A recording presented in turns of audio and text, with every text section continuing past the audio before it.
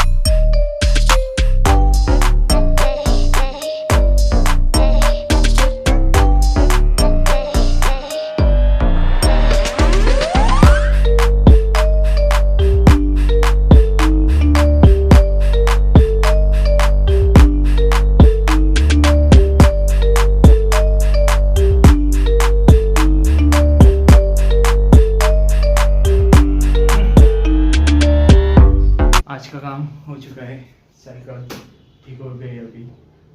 अभी इसको शो बाहर लेके जाओ, इसको काम तो हो चुका है।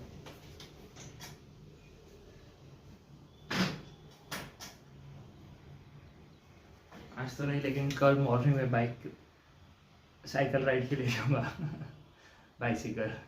तो मिलते हैं सुबह।